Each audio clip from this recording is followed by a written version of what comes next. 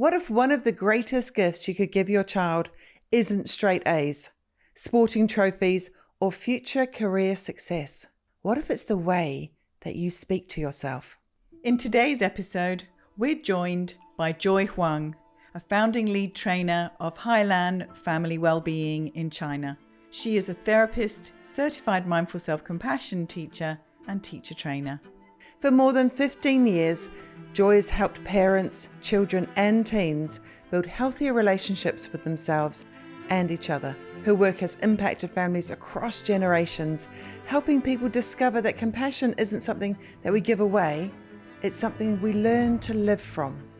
In this discussion, we explore why so many parents feel trapped between wanting the best for their children and the pressure to be perfect themselves. And there's a lot of burden that I carry for myself. We talk about conflict, self-criticism, device battles, family expectations, and the powerful difference between reacting from fear and responding from wisdom. You still have anger, that's normal because you're a human being. Other people are like this too. And Joy shares a powerful perspective that could completely change the way that you think about parenting, self-compassion, and family life. So one person literally can impact 4 generations. So here's a question for you. When your child faces a challenge, are they hearing your advice or are they hearing the way you speak to yourself? Let's find out. Welcome to Raising Kind Minds. Because your voice today becomes their voice tomorrow.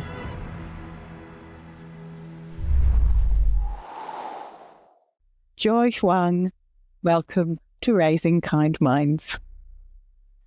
Oh, thank you for the warm welcome. Thank you, Catherine and Liz. We're so happy you're with us. We have lots of questions to dive into. So let's start with recognizing, we know families may look different across cultures. You're in China, we're in the UK, but so many human experiences are universal. Pressure, self-doubt, wanting our children to thrive and flourish, deep desire for connection. Can you begin by painting a picture of the families you help and the challenges they face? I've been working in a British company, Vodafone, which you might know, for 15 years in China. So having a lot of chances to work cross-culture with my British colleagues as well. So there are indeed many things different and many things in common. So the Chinese families are, still quite a big proportion are still living 3 generations, while the grandparents are helping the young parents taking care of their children. So raising a kid, in what way to raise a kid can be in a family, I wouldn't say war, but that's usually a lot of conflicts from that.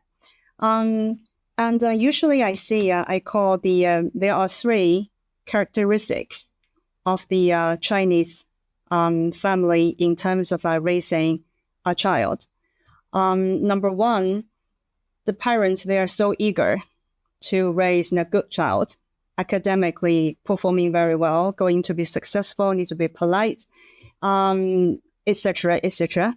So they tend to be quite strict in pointing out things their children haven't been doing correctly.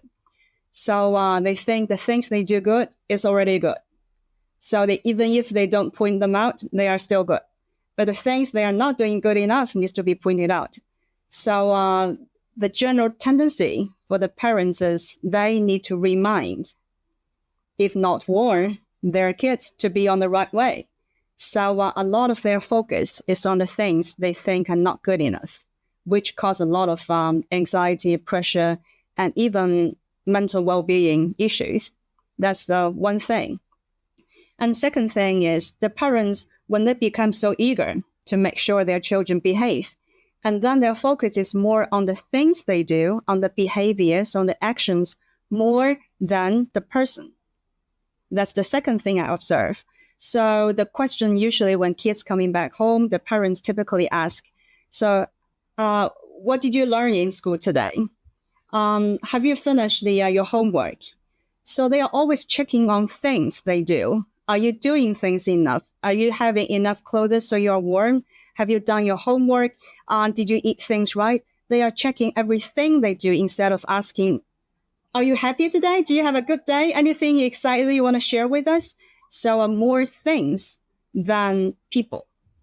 And the third thing, which make me sad actually, is the parents. They spend maybe 100%, if not 120% of their energy and focus on children, on family, on work, and they forget about themselves. The Chinese parents are very diligent. They work very hard, both at work and at home. But they don't have time for themselves. So when they try to love, they have a good heart, they try to love, but they may not have the energy or the capacity to love. So I always need to remind people, you're gonna love yourself before you can truly love your children. I see from the young parents from 30s, even 20s, 30s, to the grandparents who are 70s, 60s, they pay more attention to loving other people. Maybe the Chinese culture as well. Treat other people is important. And then they don't have, they didn't, or they haven't spent enough time on themselves. I can see the intersection straight away, even with different cultures. We are certainly in the UK living far more of solitary units, which I think has different challenges. But I can feel the same energy of wanting to do the best for their children, and the measures of success and the outward, as you said, the things, the actions that get looked at and corrected, as opposed to, how's your heart today?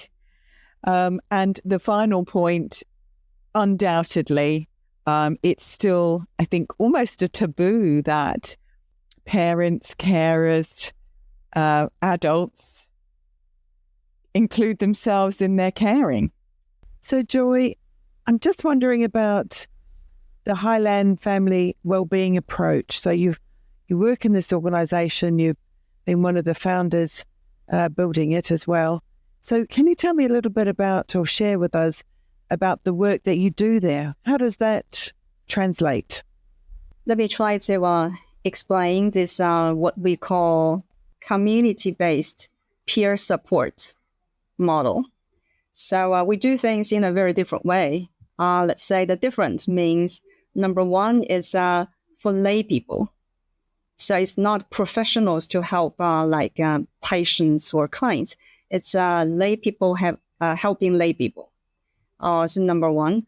And number two, we do things not in a hierarchical model or period model, but rather a network model, because everybody is imperfect. Everybody has challenges and everybody has resources. So I may need people to help me in certain situations, and I have my own energy to help other people. So every person is like a node in the network. So I can receive, I can give. So it's like we set up a little, this community is like a little society where people can practice how to treat themselves, how to be treated, and how to treat other people. So like compassion or self-compassion, Oriental culture, let's say, a more collective culture, right? People get together. So traditionally, we know we're going to treat other people well, but we don't know how to treat ourselves well. So we need to train or learn to make a U-turn, so to include ourselves, as Catherine mentioned, in the circle of care. So love or care or compassion is not something we can learn by 1, 2, 3, 4. We're going to feel that with your heart and your body. So in this community, when Highland as the first person, and then her coaches, and then the team. So it's like from the center, we have the first matches light up. and then we can lit up more matches. So when people feel I'm being seen, I'm being understood, I'm being held, I'm okay in this way, then I felt the compassion from other people, which I might haven't felt in my own experiences when I grown up. So this is a place where people feel love and compassion. And then when I feel the love from other people, and then I can try to do that to myself. Next time, when I criticize myself for making a stupid mistake, I may remember, oh, my coach or my peer said this to me with that look, with that expression on her face. This is okay. Everybody makes mistakes. I still love you. You are okay. You're perfectly fine. So maybe for the first time in my life, I forgive myself. I'm okay to make a mistake. And then I learn to treat myself in the way I'm being treated. It's like reparenting, right? And then you know what? Then when I go back home, when I see my child making a mistake, then naturally I treat him or her in the way I treat myself. That's the magic we bring to families. So we provide either you call community or container, where the love and the compassion and the deep connection and safety flow, where people feel the love to each other, and then they internalize to themselves, and then they externalize to their families. So the family change. So we are enjoying doing this and have the privilege and honor to witness the transformation of the individuals and the families for 15 years. Some of the kids for the first few years are now in college. So one of my joy is Chinese college exam is in summer, within 1 month. And then I receive a lot of emails and messages from the teens before and say, I'm getting to my dream school kind of thing. So that's the most fulfilling moment. Oh, Joy, thank you so much. I really love the sound of these communities. You know, you've got these, it feels like a really safe, nurturing, caring container where the coach is giving a different possibility to their little network around them. And it has this ripple effect out. And so when each of the individuals go into their own home, they're the coach in their home and making that safe container, that caring, nurturing, so that they're inviting each person to include themselves in that circle as well. I just love it. Thank you so much. It sounds really profound and like it can be growing, you know. So when these young people who are now going to college or, you know, higher education, then they're going to be having their own families. They'll create this next nurture. So we're going to build and build and build and share this message of self-compassion, kindness. Exactly. And during their summer or their winter breaks, they may come back to our programs to be either teachers or assistant teachers. And tell the teens now and say, 6 years ago, I was exactly like you, but there's another possibility. So we see this generations and generations is people helping people. So yeah, brilliant. Yeah. And Catherine's often said we need to teach. What did you say, Catherine? Teach what we need to learn? We often teach what we most need to learn. And of course, there's something so much more powerful to hear it from a lay person, from a peer. You know, I believe this is very impactful for our teens, especially.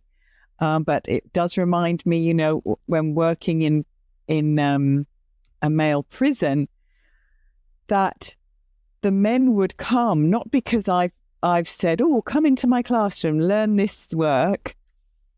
They come in because a fellow inmate has said, oh, wow, you should try that class. And there's something really powerful that it's not an expert that comes in and is telling us what to do. It's a fellow human saying, I struggled like that too. And that brings this incredible sense of permission to be, as you said, to be human, to make those mistakes, and to understand how we can respond to ourselves and those situations with so much more kindness, as opposed to having a strict set of, here's the rules, just abide by them and you'll be better. It's different, isn't it? Exactly. You talked about, this primary, most important relationship we have. And as a parent, even more importantly, that we need to be able to relate to ourselves with kindness and compassion before we then can pass it on, model it, share it with our loved ones, especially our children. Can you unravel a little bit, explain why does this matter so much? What difference does it make to the child? Well, I have a lot of personal stories to share, and I have witnessed many, many stories on this too. So just see if this happens in UK families. Say if a child, either 9 or 10 or teenager 13, 14, if they play their cell phone or with games for too long or TikTok for too long, and the parents get mad, does that happen often in your culture? Children play their tablets. Yes. And I think that's one of the biggest forms of conflict we have now.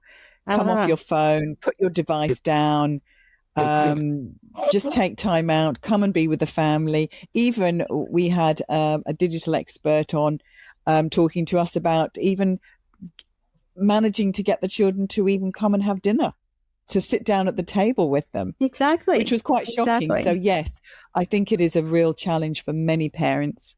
So that's universal.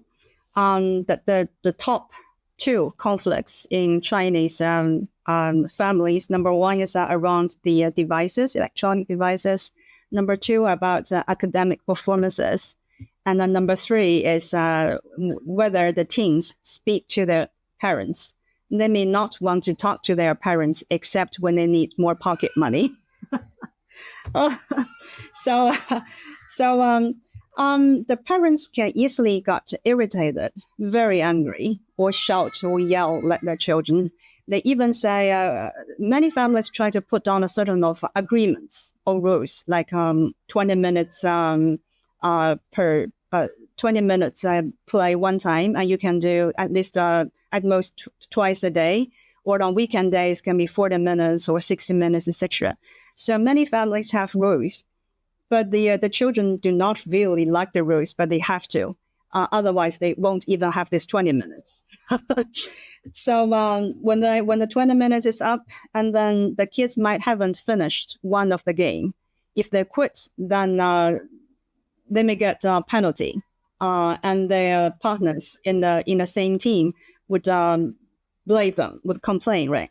But the parents think you're gonna follow your promise. You should just stop and then throw it away and then go back to your room to do your homework. So very often seeing is the parents they try to keep their temper, but not for very long, maybe 2 or 3 minutes, and then they burst into anger. And then the fight starts. So if we look into what happens in the parent's mind, so they have some thoughts and they have some emotions, and they decided to let the behavior, the actions to come out. So they are thinking that playing this too long is bad to your health, is bad to your performance, is bad for your future. You're going to ruin your own future. So I'm going to stop and save you. So that's the thoughts. And you agree to do this in just 20 minutes, and then you failed this commitment. So besides all the other bad things, and then you are not being a good person. So they have a lot of thoughts and thinking this is bad. And then the anger and anxiety, and importantly, fear comes out. And maybe sometimes even shame, because the parent might have been caught, in our cases, by the teacher of the child. Say, you're going to work hard on your children, you're going to manage his or her phones, etc. So the teacher might have give a difficult time to the parents. So with all the pressure, and maybe the parent have a difficult project in office, or have a difficult time with their client, with their managers. So they're having a lot of pressure the whole day. So finally, towards their beloved child, the parent cannot hold all the emotions, and he or she, the only way she knows is to burst out, as if when she was young, or when he or she was young, their parents treat her in the same way. So they're taken away by the emotions, and then they don't know how to be with themselves. So the only way is I gonna yell out. And the parents tell me that they want to control their emotions, but they cannot. I often ask them, say, what if this is not your own child, it's your neighbor's child? Or what if that's your CEO's child who happens to be at your home, and then for the weekend, and they ask you to take care of them because they are on a business trip or something? Are you going to treat your own child, your neighbor's child, and your boss child differently? This, of course. So you see, it's not that you cannot control your emotions. It's because you think differently. Your responsibility is different, and the outcome you feel is different, right? So the thing is, number one, everybody has the capacity, has the capability to manage their emotions. And how? It's not by any special secrets or recipe. The most important thing is learn to be with yourself. So if there's a higher version of you can speak to the person who is about to burst into anger or anxiety, then what would you do? If we can speak softly or whisper into the ears of the parents who are about to shout or yell to their children what they are going to do. So to calm oneself down, so we become a calm person instead of we become the anger, we become the fear, we become the anxiety. It's not the parent talking, it's the anxiety talking, it's the anger talking, it's the fear or the shame talking. We want the clear and calm and a compassionate and wise parent to talk. And then before the wise version of the parent can speak to the children, they first need to speak to the angry part of the parent. So I know, of course, you are so messed up, or you are so pissed off, you are so disappointed, you are so angry. Of course, you feel so frustrated because blah, blah, blah. But so if the higher version or the wise version of the parent can speak to their own fear, say, this is not the end of his or her life. Children in this age, they need companions, they need some fun time. They are looking for a place where they feel good about themselves, because in school, they're being graded by their points. But in game, they can totally build they can be a different person, right?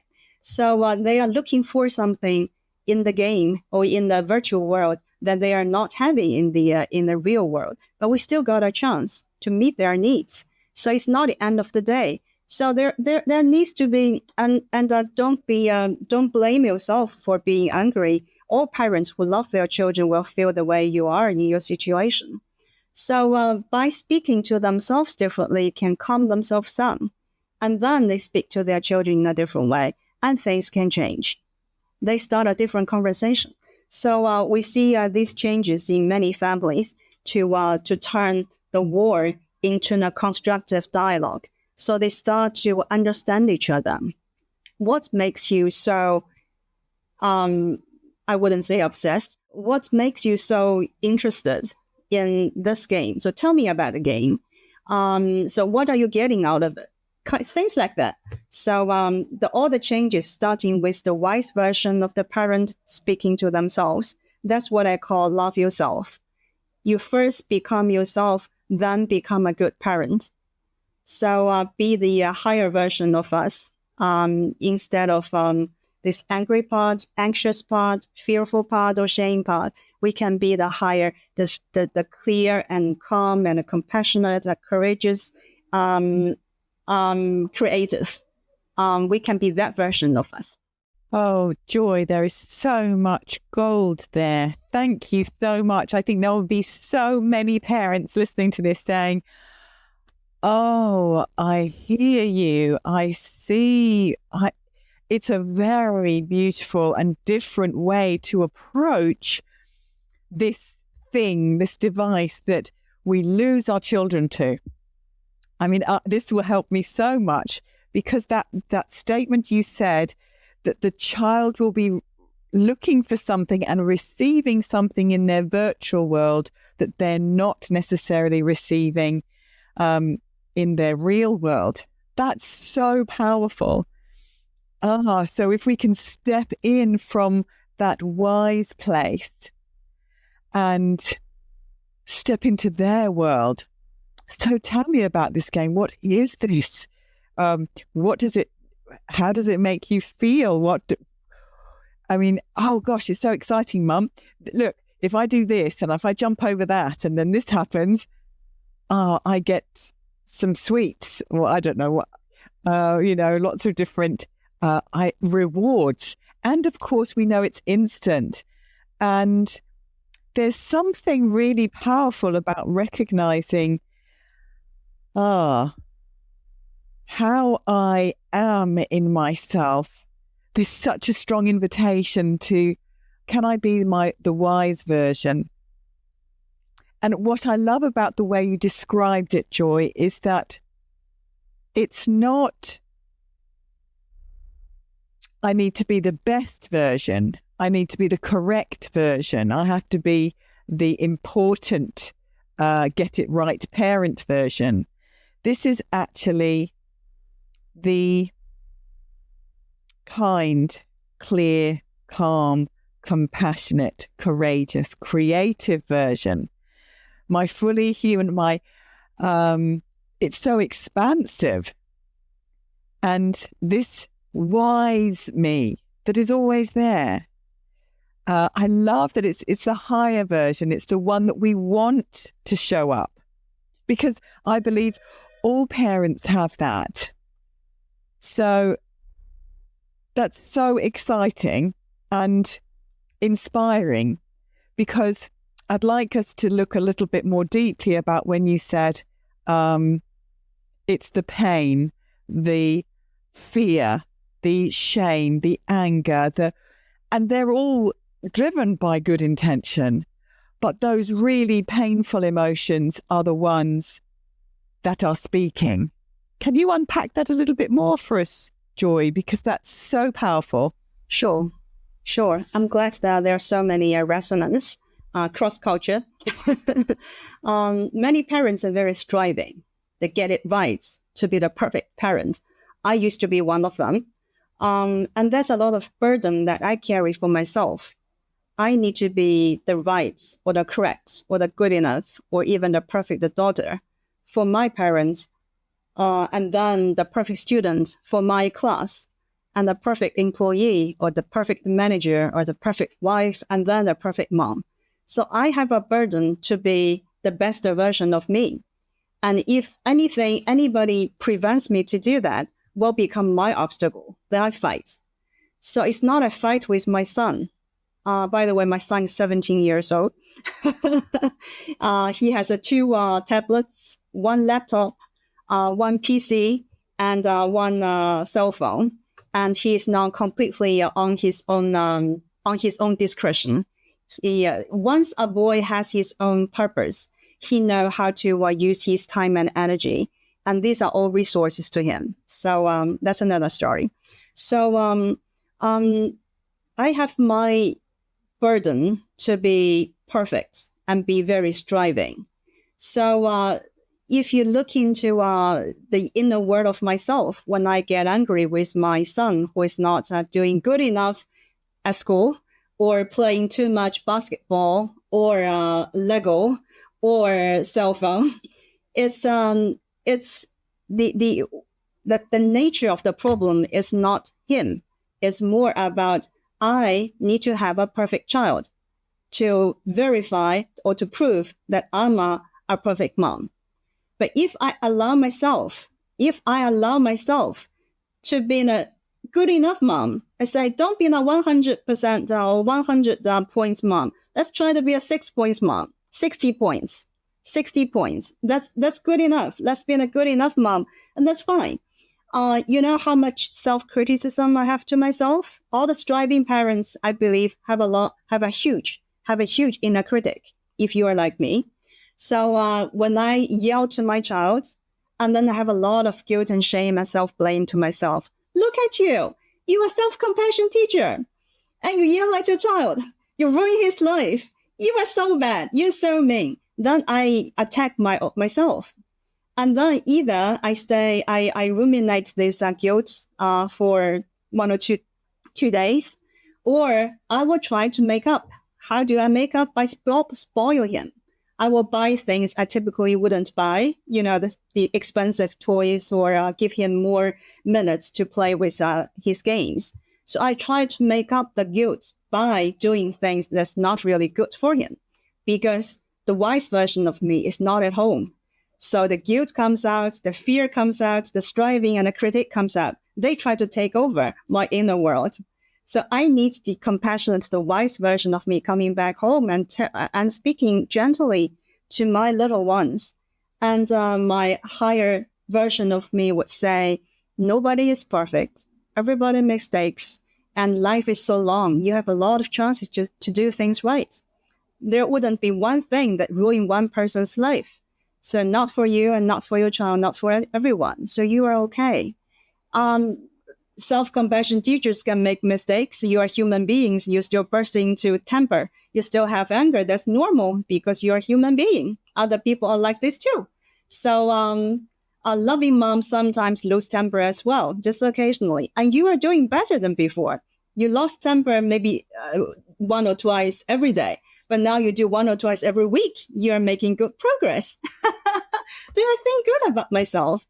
And then speaking to all these different parts that make me calm down, that I don't need to be in guilt, number one.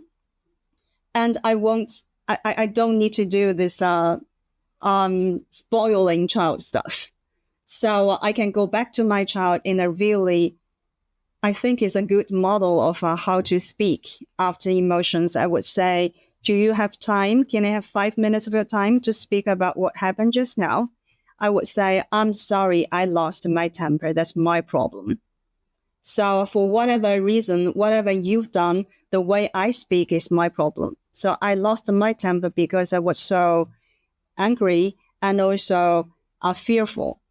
I worry that if you do this, might blah, blah, blah. But that's my problem. And then I will start to say, but I'm really curious on why you did this. You must have a reason, and I'm open to hear that if you have time to share with me.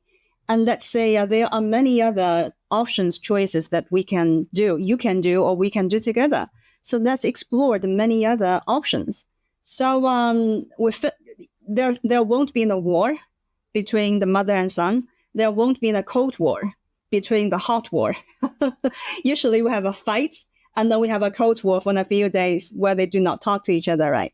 So with this little inner conversation, and then things can solve usually on the day. So we wouldn't go to bed with this war or cold war. Usually we come back, I would say, return or rebuild or repair our relationship usually on the day. And then we can start a new day next day. So in this way, we understand each other better. And the other person will understand you more as well, right? When you speak your inner journey, they understand more on why you're behaving that way. And also the children will learn. So my parents have this big anger. It's not totally my fault. So it's their responsibility to manage their emotions. I don't need to answer for their emotions. If they're angry, it doesn't mean that I'm bad or I'm not good enough. I just need to leave them enough time and space so they can return. So later on, after this dialogue, a few times my son learned when he was a lot younger, like 8 or 9, he learned, Mom, I think you need some time to be with yourself, to have some little dialogue with yourself. So you can come to me after that. He will then leave me, go to the other room. That's a good way that children learn to not to be hurt by their parents' emotions. They can even help you to regulate, to remind you, So the higher version of you might need to come up and then talk with the little ones. I'll come and see you maybe in 2 hours. They learn quickly. I really love that, Joy. Your son suggesting that you go and have some time out. I think that is superb.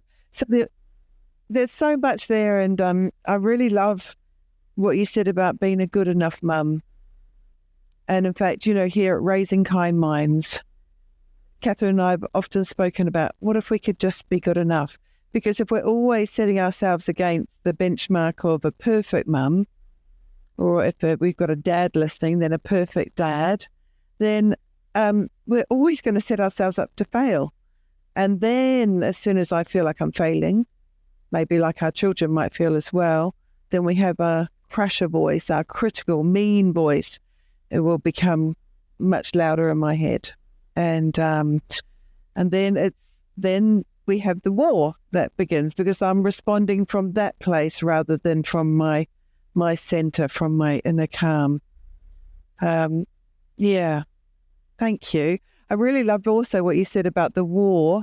So you have this war, and then you have a cold war where you freeze each other out, in that frosty few days. So if where you're inviting parents to resolve or certainly come to an understanding with your children on the same day of the conflict. Sounds really good. Do you suggest in your methodology or the way that you are sharing your message that parents come together to learn this? I mean, can a mum or can a dad do this in isolation in their family and be that beacon? Or is it really good as a duo? Or what about... You mean the parents, the couple, to come to learn together? Mm. Well, that would be a bonus. Because then the family will have a shared language and shared value and shared culture. That's the ideal situation. But the ideal situation doesn't always exist. So in most cases, I would say 90% of our participants are one person from one family. Maybe only 10% are couples, sometimes even the mom and the grandma together, sometimes, and mom and daughter come together, or sisters come together sometimes. But for the vast majority, where usually it's the mom who come to learn and practice self-compassion or learn other things, and don't be frustrated with that.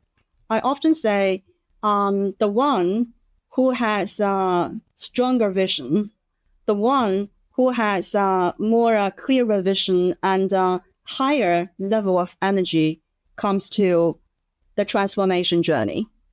It doesn't matter whether your partner earns more money or has a higher degree. It doesn't matter. In the process of building a loving family. So the one who feels the energy, the one who is the power engine, who impact the other people's emotions or other people's beliefs, or impact on the dynamics, the relational dynamics, is the one to be the one to carry the mission, to be the transformer, to be the one who bring the transformation to the family.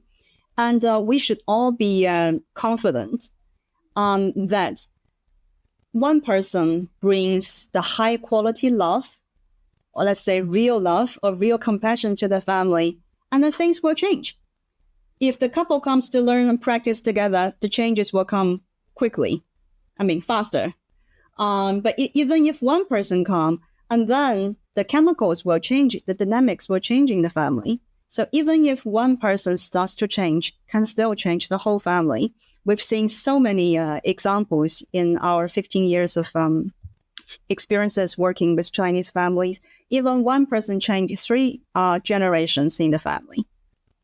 The parent come to for the personal growth program, and then her change impact on her own parents and her in-laws, and also her child. And even when the child get married and to their family and their children. So one person literally can impact 4 generations. Yeah. So the youngest participant we have is 5 years old to learn self-compassion, and the eldest the one 76-year-old. So from 5 to 76. So never too early, never too late, never too little, never too much. So yeah. It's absolutely phenomenal. Thank you, Joy. And to know that one person can influence 4 generations, that gives me great hope. And I really love how you talked about that shared language. That's exactly what we're trying to develop with the Booster Way. So, here's what's happening inside my head. We all have this mean voice or this critical voice, this driver, this striver in us that wants to be perfect and believes we're not good enough unless we are. We call that crusher. And when we recognize, me too, it takes that pressure off. So, wow, okay. So that means you might struggle even though you don't show it like I do. I hide my struggle too. And I think what I found so refreshing about everything you shared, Joy, is the real transparency, the openness of, yep, we will yell at our kids sometimes, and then we thrust guilt and shame on ourselves afterwards because that's not how we want to show up. And we feel a bit helpless sometimes because we can be, especially after a very long day. There's so many pressures on parents. Really love the honesty in which you shared, actually, this is the toughest job ever, to be this wise version of ourselves. But how magical that when we do start developing these skills, and it is a skill. I really loved your CEO neighbor or your own child example. That was brilliant. Absolutely brilliant. It's like, oh yes, look at that. I can hold myself together there. It's like being a teacher. I wouldn't be ranting at my students if they haven't got their shoes on fast enough, It's so brilliant. So that shows us, this is self-responsibility. And we really want to encourage self-responsibility from those little ones, even younger than 5 years old. And self-responsibility, how we react or choose to respond, self-responsibility. And everything you're talking about, I just love the example of how your son has seen you develop and learn the skills, and self-responsibility, actually, that outburst is my issue, and I'm sorry. And taking responsibility for that as a parent, because that, of course, models that when your son might have a blow up, and we know our beautiful children do, because they'll have pressures and frustrations that will build up as well, and we're the lucky ones who receive it usually, that they too can be given permission. They can see, because you've mirrored it so beautifully, I need my time now to go and speak to all those inner parts of me. I need my time to go and look at what I just did. And not to chastise or judge myself, but I need to find my wise version self again, my highest self. Then, so you could come back as the parent when you're ready. Let's talk. I'm always here for you. That is so healthy, because it's not the parent saying, be better. It's, I see this is hard. And you have lived the experience, demonstrated, that outburst was mine. I need to go and tend to myself. Kindly, compassionately, I'll come back and talk later if that's okay. And of course, the child will learn these skills. I mean, my goodness, allowed to be human, allowed to make mistakes, and to acknowledge the really difficult emotions that may have come up, because we know mean words that come out are usually from a sense of pain or frustration or fear, because we know crush is, it's powered by fear, that inner critic. I want people to like me. I want to belong. I want to be good. I want to be the best. That can be very painful when we've tried really hard. This is me. And I still just get a C grade. I wanted the A grade.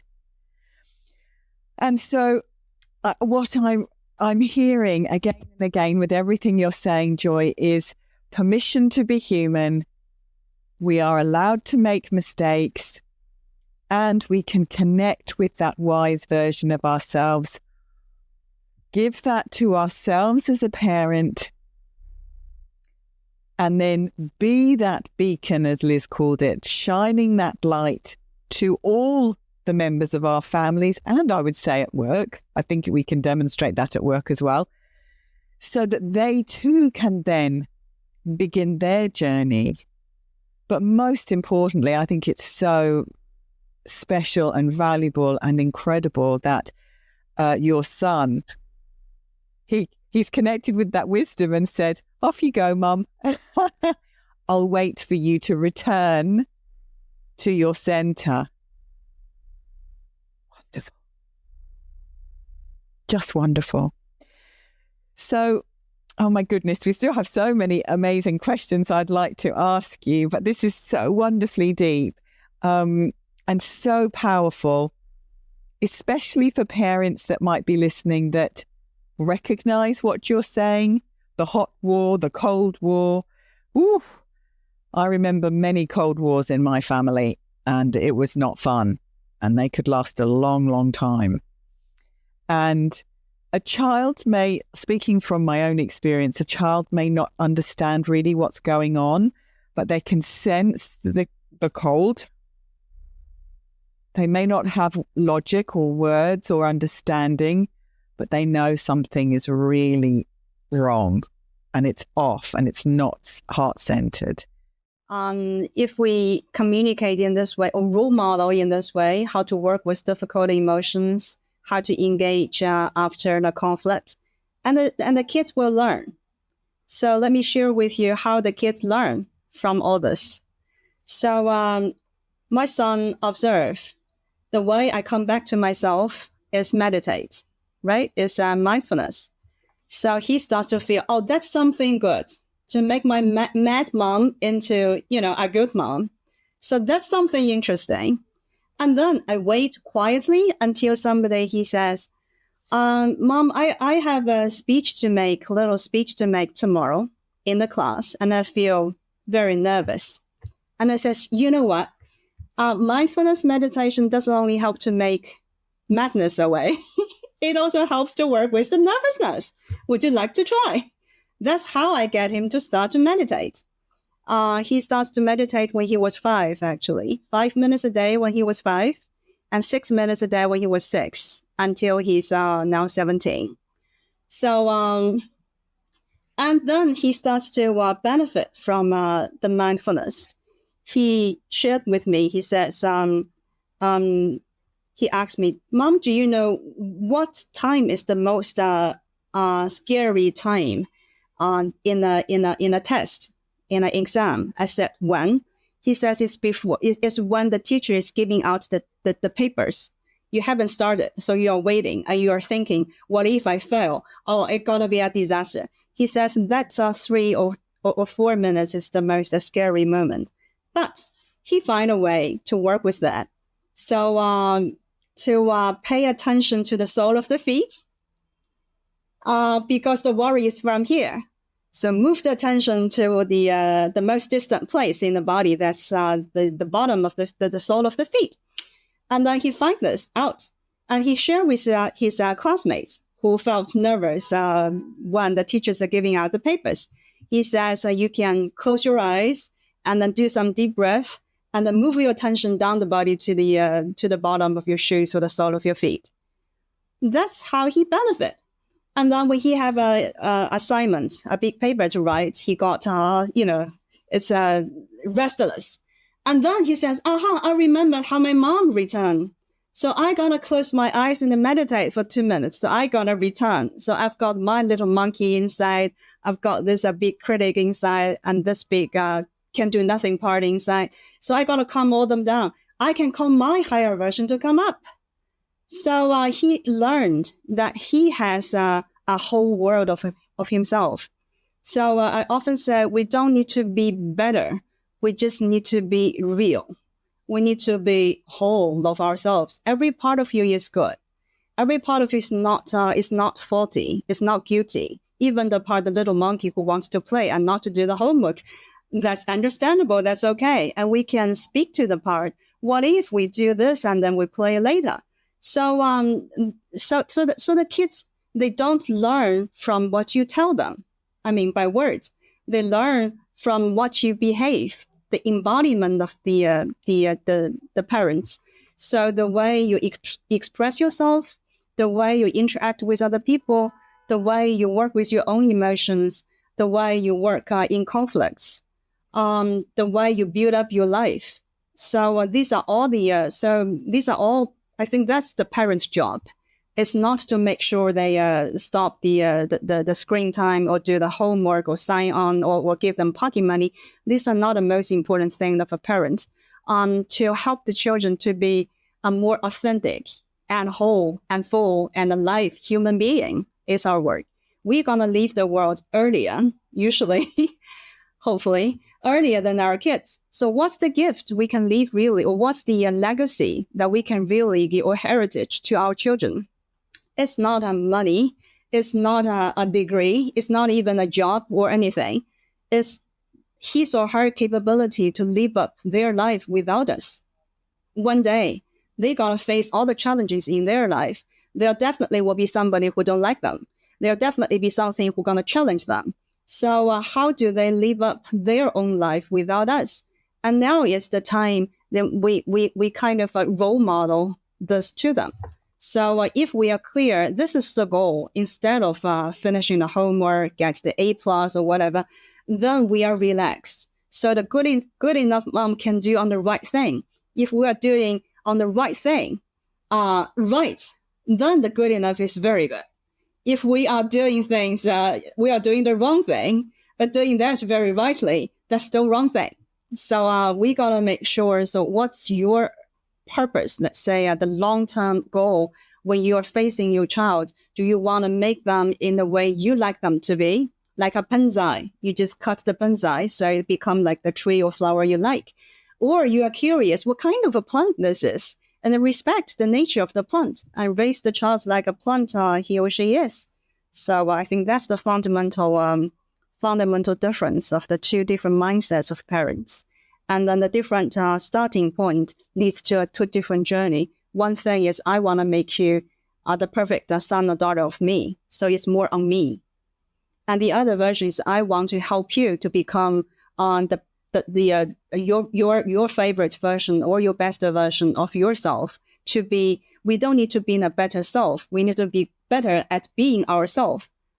We don't need to be in a better self. We need to be better to be ourselves. And that's the other way. So which way to choose is our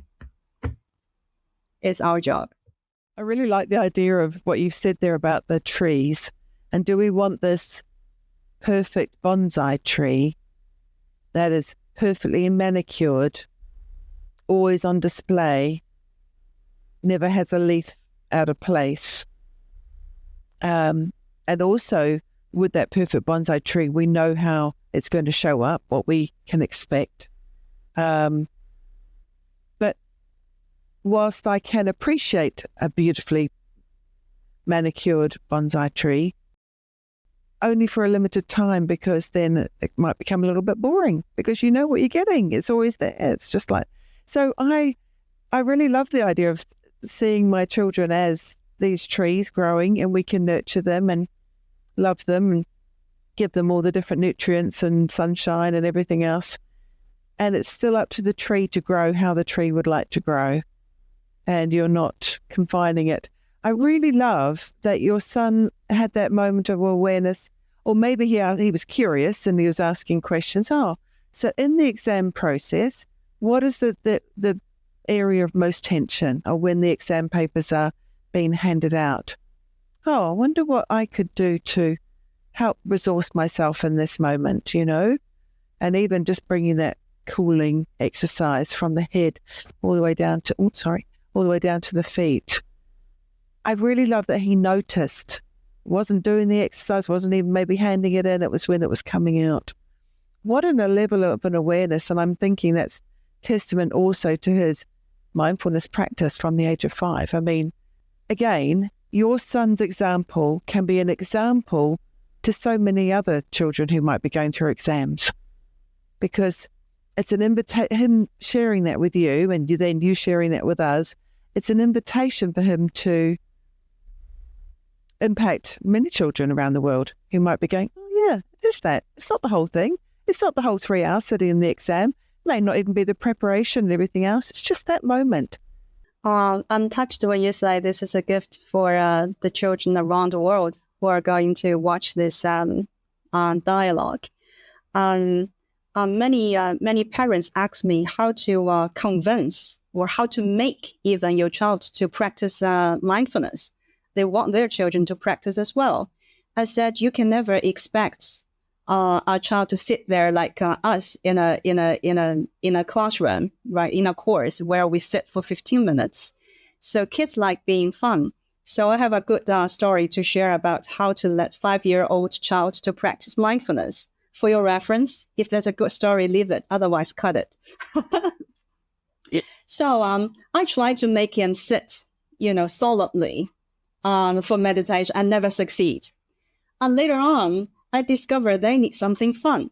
So I asked him one day, we often speak to our child, say, be careful in school, be careful in exam, right? We often say, be careful. Then one day I asked, Michael, do you know what does careful mean? And he has no. So he doesn't know what does being careful mean. I says, great, you're going to be a detective today. So you're going to find answer of what is being careful. I asked him, is there somebody in your class where all the teachers say he or she is very careful? He says, yes, of course. And he says a name. I said, great, today just observe that girl. It's a girl. So observe her. So what does she do in the class? So what's her eyes do? What do her ears do? What do her hands do? And maybe where's his heart at? And what does the body do? Just tell me how she uses her eyes and her hands, her ears, and her body in the class. And so after this day, he came back home and said, Mom, I'm a great detective. I got all the answers. I said, oh, how cool. Tell me. I want to know what is careful. And he says, her eyes follow the teacher everywhere she moved. Her ears follow the teacher whatever she says. And her hands does what the teachers ask us to do. And she's not playing with her rubber or playing with pens. That's all what he does. And then her heart is with the teacher. Her body is doing what the teacher asks her to do. This is being careful. Aha. So you learned what's being careful. That's mindfulness, right? That's putting the attention on everything, on the things you are currently be doing. That's his answer of being careful. That's already a mindfulness exercise. And by the same token, we can be detective of other things. So just ask the kids to engage, to do things in a fun way, where he or she uses their attention. That's already a mindfulness practice. So we don't need to make the child a perfect practitioner of mindfulness by sitting there in a certain posture. So doing a game, even playing a sport, or even eating or taking a shower, everything can be in a mindfulness, or even going to the grocery store, looking at all different colors of either candies or different vegetables or fruits. It's a mindfulness of seeing, right? Mindfulness of tasting. So there are many ways.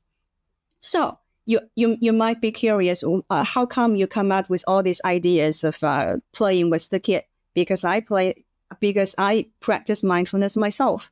Everything I share with him is the things I do with myself, like the tasting the coffee or tea, or taking a shower, or washing the dishes. So if you want to teach your children to practice mindfulness or compassion, then do that yourself. They don't need a teacher at home. They need a companion at home. So. Yeah, I absolutely love it. Well, modeling, because then you're being the invitation to be that best detective as well. And you're being curious with your son. And you're being curious because you want to know what he discovered at the end of the day. I love it. Thank you, Joy. I'm sure there's lots of people listening have received so much gold, so much value from all of your sharing and insights. But if you could perhaps leave us, or any parent in the world, we are hearing that there's this universality of some of the challenges that we're facing, and that parents are certainly, I can speak for myself, everything you're describing, I recognize. And I didn't have these skills when my children were little, which is one of my biggest sadnesses, which is why I'm so passionate about helping parents now. So could you leave us with maybe a 3-step, how do we live this? How do we start to sow these seeds for ourselves and our children and our whole families? Okay, 3 steps. Number 1 is to stop, because parents are very busy. Either you have another full-time work, part-time work, or you just take this household work. You are a family CEO, so parents are very busy. So number 1, we don't do things we always do.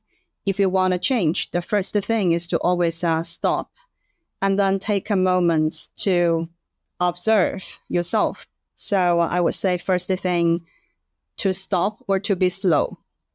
Don't be rushing. Second thing is to develop the inner dialogue.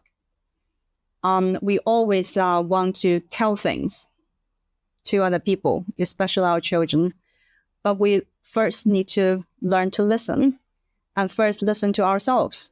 What does the anger say? What does the anxiety say? What does the pressure, what does the guilt or the shame say? What does the sadness say? So what does the unworthiness say? So first listen internally to your own voices. These are like the inner children we first need to hear before we can really care for other people. So try to speak internally with the little voices to really understand ourselves.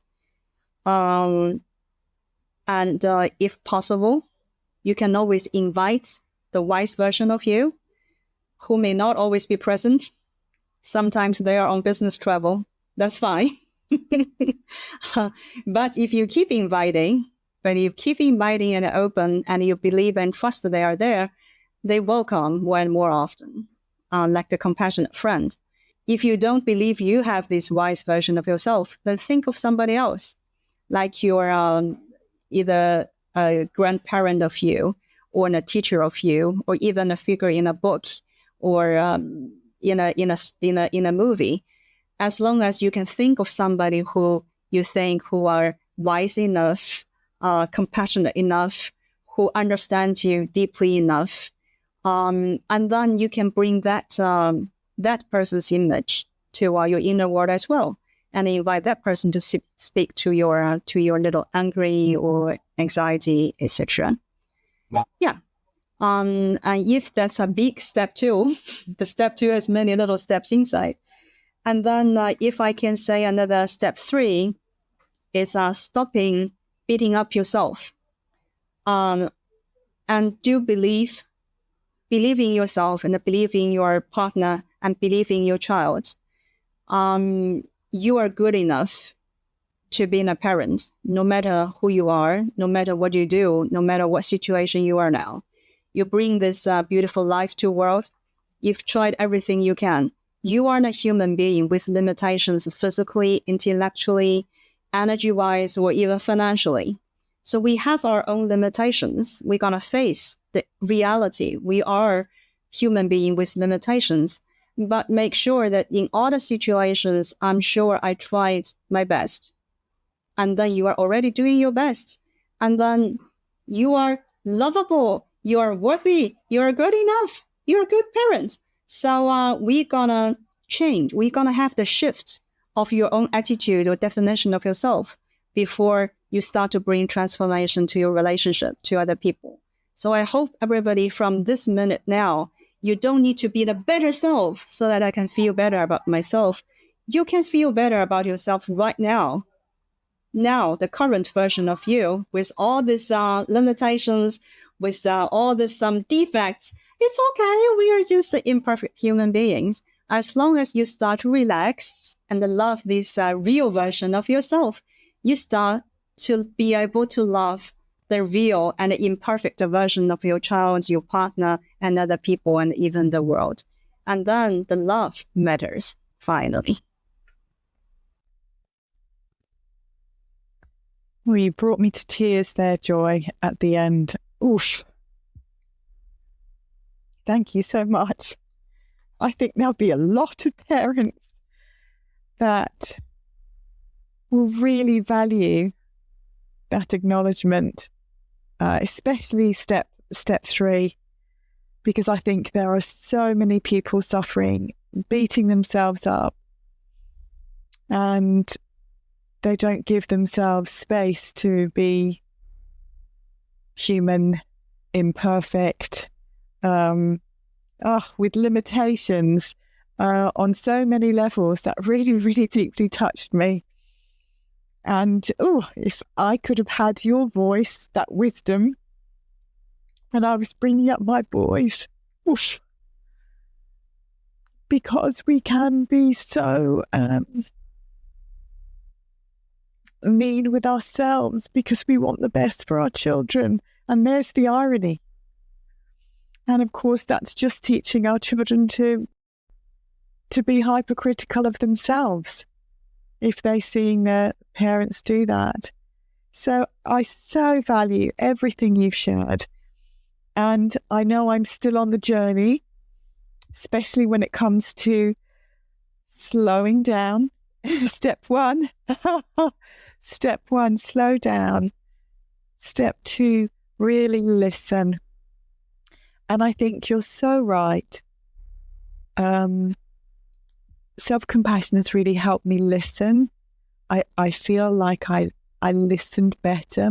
My sons were in their teens when I first started learning this work, and I really believe that ability to listen to them in a compassionate way, not trying to fix the mess, because we do want to do that, don't we, as parents? We don't want them, our beautiful, beautiful children, to suffer. But that's happening because I've listened to me, because I don't want to feel their pain, because it hurts so much to see them suffer. This is such a bigger picture, isn't it? And you've painted it so beautifully. Many steps in step 2. But if our beautiful, amazing listeners that are on this parenting journey or caring for a child, either in education or in a social setting, could take that away with them, can we invite that wise version of ourselves to be present when we are interacting with ourselves and our children? Then our families will flourish. They really will flourish. Sorry. Oof. It's just so meaningful.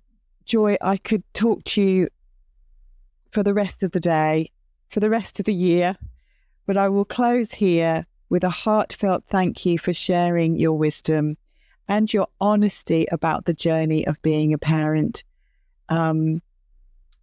being an imperfect mum, I have something before we end, Catherine. I have something important for you. As Thank you're you. so touched and you talk about you're on your journey. I want to say never too late.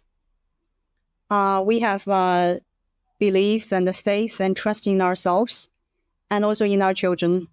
And when we start to offer the high quality love, I would call it, we start to love ourselves. We start to bring this love to our children, whether they are 20 or 30 or 40 or even 50. It's never too late. And what's even better is all the sufferings they had or we had when we were younger, in the embrace, when met with love and understanding, all those sufferings, all those hurts can turn into the source of wisdom, can turn into the source of empathy, can turn into the source of power, or even a motivation for them to help other people, like what you guys are doing to bring this beautiful gifts of a booster and a crusher to so many people around the world. So everything has a value. So what we leave them is not only hurt for all the parents. So believe in the power of life itself. So if the children are still there and life still moves on, and then it's never too late that we start to really love ourselves and love each other. And then love can turn the harm or the hurt or the sufferings into wisdom and power to help benefit ourselves and more people. So just start to love now. What does the voice inside your head that we call Crusher, that mean inner critic, what does Crusher say inside your head when you mess up? Oh, stupid you. Look at you. You do this 1,000 times. You can never fix that. Thank you. I see you've got Crusher there. Thank you. All right. What is the meanest thing that you say to yourself, that your Crusher, that inner critic, says to you when you mess up? You can never be a good enough person in this world. And where does Crusher show up the loudest? Is it at home, at work, at playtime with friends? Where is Crusher, that inner critic, loudest? Everywhere. When I open my eyes, the first thing in the morning, usually the first thought came to me with Crusher is, look at you. Why you couldn't get up 30 minutes earlier and do your yoga? Ooh. Oh, we're resonating with you, Joy. All right. Now we're turning to Booster, that kind, compassionate voice. There's Booster. Fabulous. What does Booster say to you when you mess up, when things go wrong? Oh, I know you feel sad now, but everybody make mistakes. This is normal. I still always love you. And you do many other things so good. You do many other things so nicely. Beautiful. And if you could channel your inner Booster and were speaking to a child that was struggling in some way, what would your inner Booster say to that child? Well, depending on how old is the child, but just make it general, I would say, oh, it must be a very difficult moment of you for now. Every kid at your age is going through the most difficult time in your life. But things will get better, I'm sure. And you have hidden power that you even don't know yourself now. But you will find out later. Thank you for everything you've shared today. We hope that all our listeners will have been drinking this in. And is there a way that anyone listening that would like to learn more from you or the Highland Wellbeing family, how to get in touch with you? Obviously, we'll share everything in the notes. What we do is all in Chinese. So yes. we're gonna work hard. So unless they are Chinese speaking or read Chinese, they can find our portal or our social network or our website. But we'll try. We'll try to carry up, and then don't let language be an obstacle. And I think also one of the really great ways that we can connect with Joy is to invite her back, and if she's willing, Definitely. and then we can connect that way as well. Oh, fantastic! Yes. Well, we really appreciate that your English is so incredibly good, Joy. Thank you, because Thank you. it's been an absolute gift to hear your experiences and to see the universality of our parenting challenges and how love can really transform our families and our children and ourselves, most importantly. So thank you so much for all your time. Joy, we send you much gratitude. Until next time. Thank you. Yeah, you do this as well. It's hard. Love. Thank you.